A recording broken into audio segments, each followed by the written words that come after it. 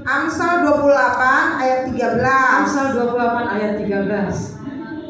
Siapa menyembunyikan pelanggarannya tidak akan beruntung, tetapi siapa mengakuinya dan meninggalkannya akan disayangi. Amin. Silakan duduk hambanya. Iya, bawa aja mic-nya ke sana, ditaruh di atas meja. Nah, jadi tema yang saya bawakan hari ini, siapa yang tahu? Mengaku dosa dan pelanggaran, bersedia meninggalkannya.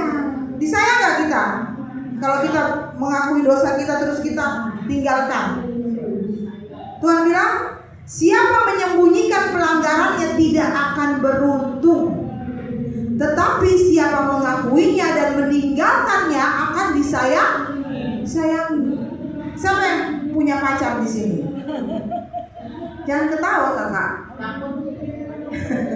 Siapa yang punya pacar? Sarah.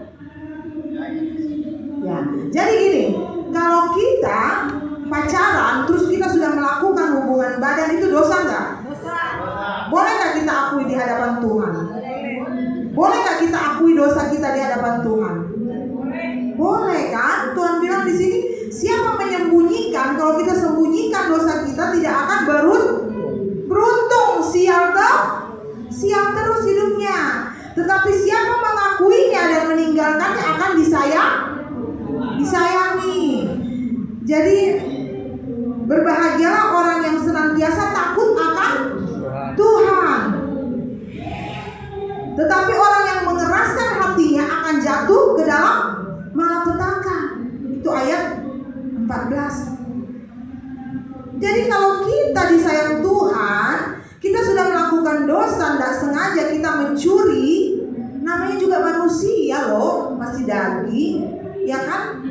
Kita mencibir orang, itu Kak Herlina kok begitu amat ya? Dosa nggak? Dosa. Itu Kak Lina kok cantik banget? Dosa nggak? Enggak dong kalau kita puji orang, ya kan? Tapi kalau kita menghujat orang, kita katain orang, dosa besar. Jadi kita mengakui di hadapan Tuhan, Tuhan aku punya salah Tuhan, berlutut cium kaki Tuhan Yesus loh. Kalau kita minta pengampunan itu nggak main-main. Iya toh? Dia yang punya langit dan bumi. Saya tuh kalau saya punya pelanggaran, saya cepat-cepat berlutut, saya cium kaki Tuhan Yesus, ampuni saya Tuhan. Saya menangis di hadapan Tuhan. Jadi disayang, gitu. Kayak kita sama bapak kita tuh, Pak saya sudah habiskan uang, Pak saya mencuri uang bapak, saya minta ampun, cium kakinya bapak. Disayang nggak sama orang tua kita? Disayang. Jadi kita, kalau kita sudah tahu kita melakukan pelanggaran, Tuhan bilang masuklah ke dalam kamarmu, kuncilah pintumu, karena aku yang tidak kelihatan ada bersama-sama dengan engkau. Jangan kau pergi-pergi kemana-mana, curhat-curhat kanan kiri, tahu-tahu pelanggaranmu, kedosamu diceritakan ke orang banyak. Akhirnya semua orang tahu.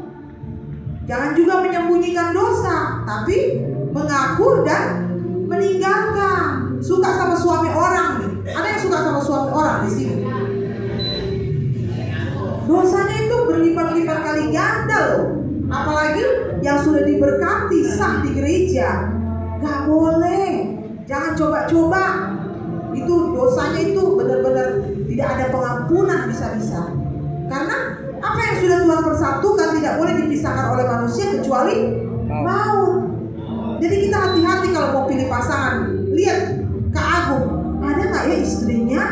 Selidiki. Dia tuh pura-pura bawain, Kak Agung ini ada kue, duduk ngobrol. Kak Agung punya istri ya? Oh belum. Nah baru masuk. Kalau Kak Agungnya bohong ya dosa juga kan? Harus minta ampun juga gitu.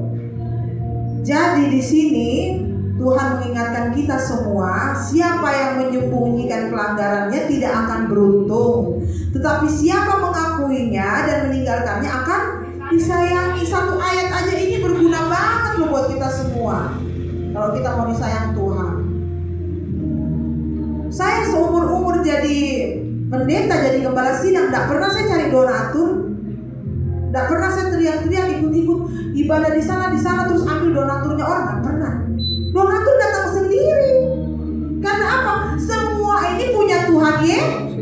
Tuhan Yesus. Saya mau ibadah gak ada uang, tiba-tiba ada. Siapa yang membiayai ini? Tuhan Yesus. Benar gak? Saya kan gak bekerja, ya toh? Nah, siapa yang kasih saya donatur? Pernah Ibu M datang ke rumah saya. Bu, saya minta, saya mau kasih sembako 300 sembako Bu, sama makanan 300, bayangin. Kok bisa? Kok bisa donatur datangi saya?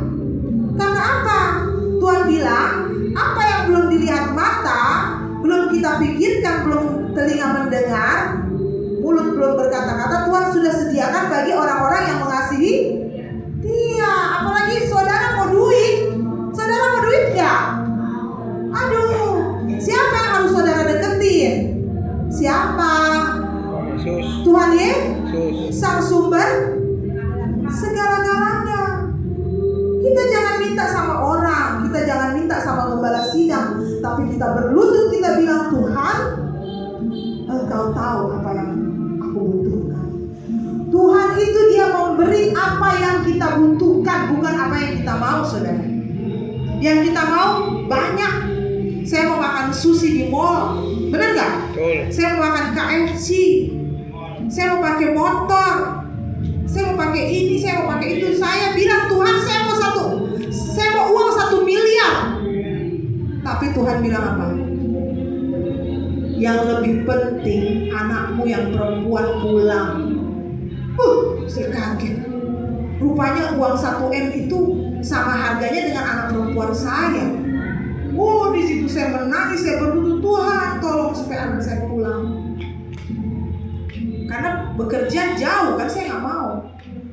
Saya minta uang 1 miliar, Tuhan, gaya-gayahan, benar nggak? Tahu-tahu Tuhan bilang, bukan itu. Hati kecilmu nggak minta uang 1 M, tapi kau cuma minta anak perempuanmu pulang, datang ke rumah, tinggal bersama-sama dengan engkau. 11 bulan saya puasa, nggak minta apa-apa, nggak minta ini, nggak minta itu, cuma Tuhan, yang penting Tuhan Yesus menerima saya loh. Pendeta, gembala sidang 8 tahun belum tentu Tuhan terima. Tapi doa puasa saya 11 bulan menghasilkan apa, saudara? Anak saya yang kepala apa ya namanya ya, kalau berantem juara terus, apa namanya itu? Kalau berantem pakai pedang dari wilayah satu ke wilayah ini terus dia menang 5 wilayah dia menang, apa itu namanya? Kepala geng. Bukan geng motor, bukan pencurian, tapi pedang-pedangan, juara 1 terus. Jadi semua orang takut sama dia. Kok bisa? Saya diperlihatkan Tuhan, kau lihat rohnya anakmu tuh ular naga yang besar, gak ada yang berani. Saya dulu didik anak saya 2 juta 1 hari, anak saya nangis, gak mau jajan 2 juta 1 hari karena uang banyak. Saya didik anak saya itu masuk baru senang-senang. Akhirnya pada saat saya bertobat, saya harus bayar harga di Gulsari. Tahu nggak anak saya? 11 bulan saya doa puasa, Tuhan nggak kasih uang, nggak kasih apa-apa, tapi anak saya sekarang tidak pernah lagi main pedang dan di rumah terus sama istrinya. Jadi Tuhan itu tahu kedalaman hati kita, saudara. Jangan kita cinta uang. Cinta uang adalah akar dari segala kejahatan. Saya bangga loh dengan saudara-saudara yang di sini. Saya minta semua nama yang ada di sini, setiap yang masuk keluar, saya tidak peduli siapapun itu. Kalau saya ada berkat, semuanya saya bagi. Karena apa? Tidak ada yang mamon di sini, saudara. 10.000 senang, 5.000 senang. Saya bangga sekali punya jemaat seperti saudara. Saya bangga sekali punya pengerja seperti ini. Apalagi Tuhan Yesus. Saya mau tanya ya, Kak Herlina itu bekerja di sini buat siapa? Buat Tuhan Yesus. Saya juga bekerja, benar nggak, ibu-ibu? Saya juga bekerja, cuma namanya beda-beda. Ini gembala sidang namanya, yang itu namanya worship leader, yang ini namanya pemusik, tapi sama-sama bekerja buat Tuhan Yesus. Jadi kita harus bangga. 1-2 orang berbicara dalam nama Tuhan, dia hadir gak? Halo? 1-2 orang berbicara dalam nama Tuhan, Tuhan Yesus ada gak? Ada, saudara. Bangga banget kita. Ibu ini, ibu yang pakai baju hitam ini, itu namanya sudah terdaftar dalam kitab kehidupan. Saya lihat dari jauh ibu ini banyak kesedihan. Benar Bu? Banyak kesedihan, tapi ibu ini cuma diam aja. Paling-paling dia cuma minta Tuhan Yesus tolong saya. Dia cuma berdoa. Saya bisa lihat semua di sini karena memang 2017 itu saya dikasih roh penglihatan dari Tuhan Yesus. Dan pernah saya salah gunakan, saya jadi orang pintar. 4 bulan, kurang lebih 6 bulan itu 400 orang, istri jenderal, orang bank, bisa tanya di Lagoa Kanal situ. Dari Suasembada 9, saya berdoa buat mereka, saya pindah di Lagoa Kanal itu, mereka taruh mobil di rumah sakit mata, mereka jalan cari saya. Jadi saya bisa lihat rohnya semua orang. Saya tahu. Tapi buat apa kita? Istilah katanya habis waktu ya kalau saya mau lihat satu-satu. Yang penting sekarang Tuhan sayang sama kita, benar nggak? Kita mau lakukan yang baik. Di sini bilang akui dosa dan bersedia meninggalkannya. Katakan bahwa orang yang mengaku dosa disayangi Tuhan. Siapa menyembunyikan pelanggarannya tidak akan beruntung, tetapi siapa mengakuinya dan meninggalkannya akan disayangi. Mengaku dosa saja belum cukup. Ada langkah berikut, bersedia meninggalkannya, itu yang paling luar biasa. Susah gak kita kalau udah jatuh cinta sama suami orang? Susah gak kira-kira? Udah kata siapa itu artis itu, udah memes, terlanjur cinta, terlanjur sayang. Susah saudara. Udah keenakan, ya kan, apalagi yang sudah tidur bareng tuh. Waduh, udah satu roh tuh. Roh apa? Roh perselingkuhan, ya kan? Jadi kalau kita bersedia meninggalkannya, kita tidak akan binasa. Dan di sini juga ada yang dibilang, siapa yang bersih tegang leher? Tahu nggak bersih tegang leher? Tahu nggak? Berantem, baku ambe mulut.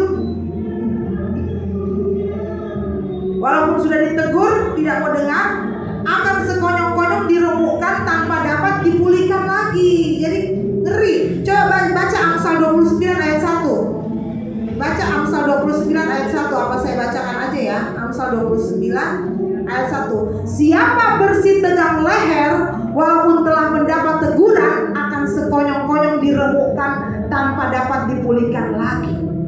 Jadi kita sebagai hamba-hamba Tuhan, jadi hamba Tuhan itu apa? Bekerja buat Yesus sang Raja di atas segala raja. Jangan bersih tegang leher kalau sudah dibilangin terus tidak mau dengar. Coba apa? Sekonyong-konyong diremukkan tanpa dapat dipulihkan kembali. Apa yang terjadi? Banyak yang sudah komitmen sama saya mau di gereja Bu Rahel aja. Itu komitmen kamu bukan sama saya, tapi sama yang punya gereja, yang punya ibadah ini, yang punya mezbah doa, bukan sama saya. Habis itu pergi ke tempat lain, akhirnya kepleset, jatuh, meninggal. Ya, hati-hati. Siapa yang sudah komitmen di sini, udah banyak loh. Mas saya mau sebutkan satu-satu namanya. Sudah komitmen di gereja Pentakosta Jemaat Waras, pergi, mati. Karena apa? Yang kamu bikin perjanjian bukan sama saya, sama dengan perjanjian pernikahan.